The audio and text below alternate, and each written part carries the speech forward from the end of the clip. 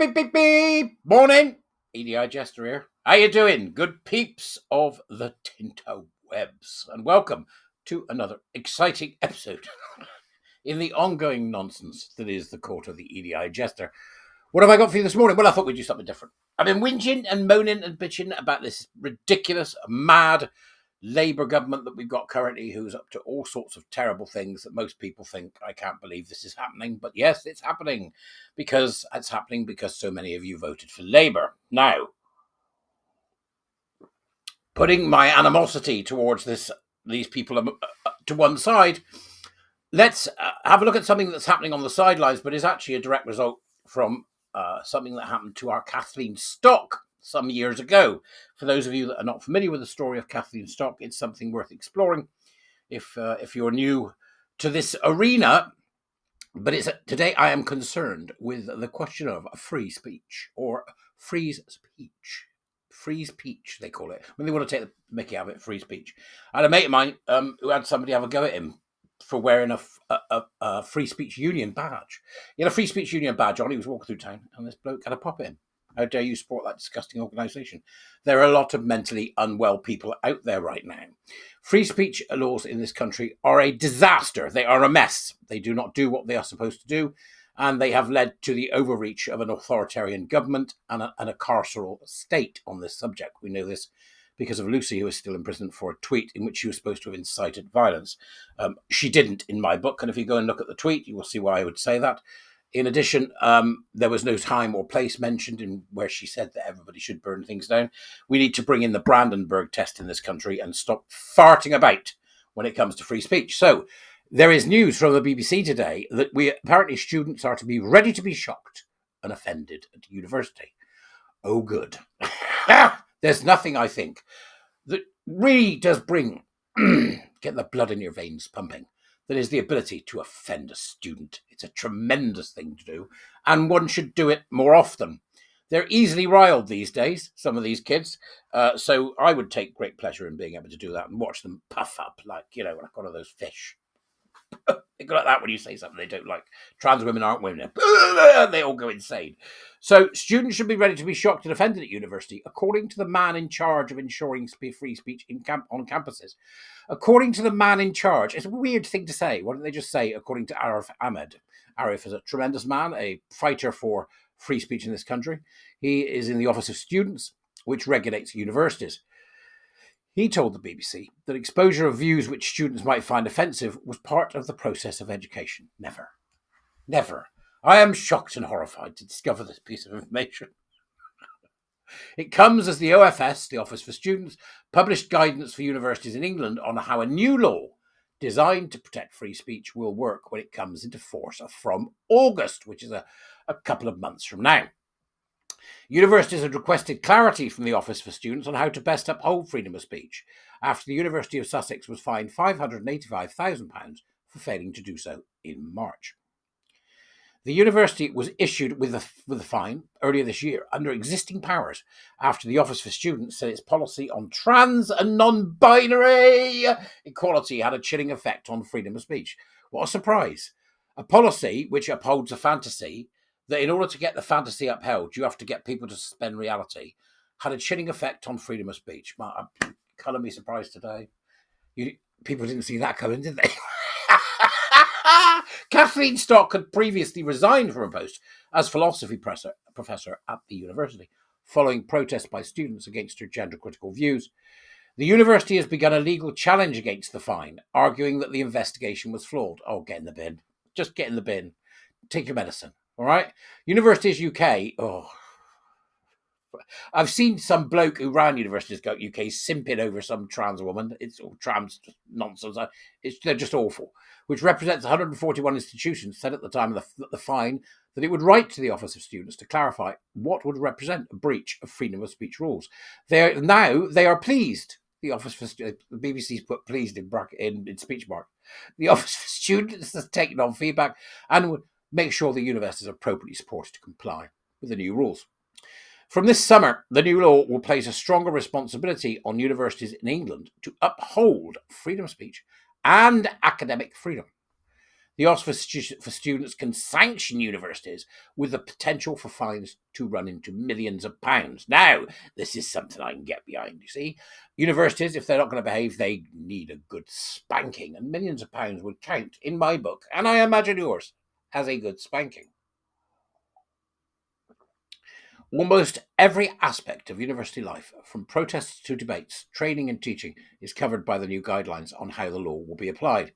For returning students or those starting university this year, there may not be a noticeable immediate change.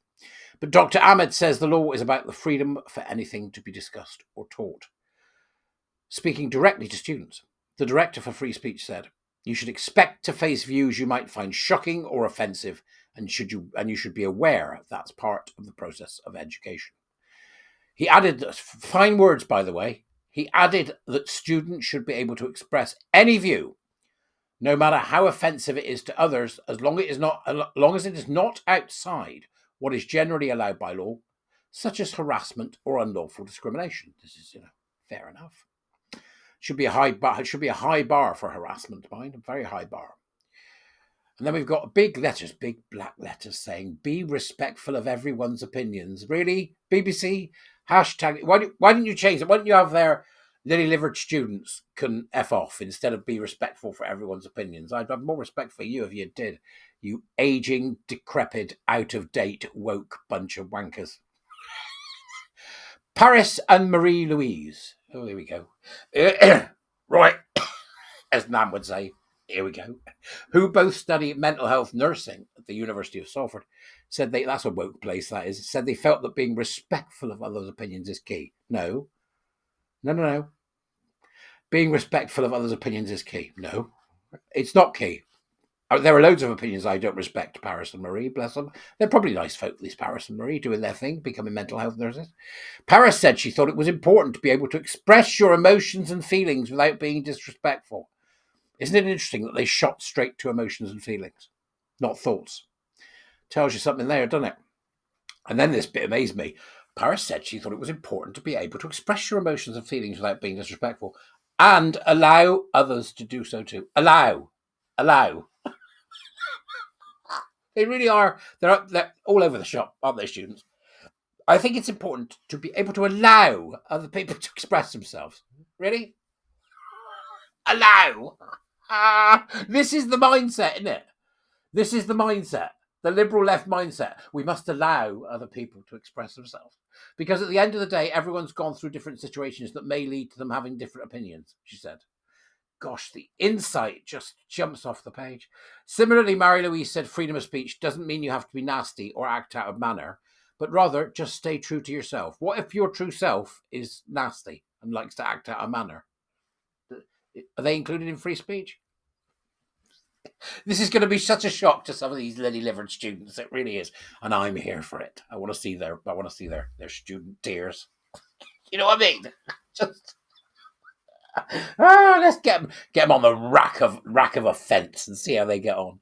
In the OFS guidelines, 54 detailed scenarios are used to explore how the new law might be interpreted, with some likely to provoke debate and even controversy. Gosh, no, not debate and controversy. Oh, how will Britain cope with the debate and controversy over how lily-livered students feel? One looks at simulated military checkpoints as part of student protests, and he said prostates, as part of student protests about Palestine, something that's happened in the United States, but not on campuses in the UK. The right for peaceful student protests is balanced, with universities being able to limit the time and the place they happen in order to ensure no students are intimidated or prevented from attending lectures. That's fair enough. You want to do it on the grass? Do it on the grass. Don't block people from going about their day just because you want to spout your bile or empty your emotional bowels in public. Fair enough, right? The guidelines also make it clear that any agreements with foreign states that enable censorship on campus must be changed or scrapped. There you go. I wonder if that's the Chinese, possibly. Yep. What are the universities in the UK doing? They're bowing to Chinese censorship. Okay, right. Said the Office for Chinese People, run by Hoof London. Now I'll get accused of racism. Right.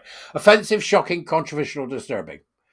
But not everyone accepts there are serious issues around freedom of expression at universities. Well, of course they don't. Because the authoritarian woke left and liberal are there, aren't they? When challenged on the scale of the issue, Dr. Ahmed pointed to polling carried out for the Office for Students, which he said suggests a fifth of academics do not feel free to discuss controversial topics in their teaching. It's 1/5. Bloody hell. The issue most frequently highlighted by those expressing concern were race and racism, as well as sex and gender, with women more likely to feel unable to speak out.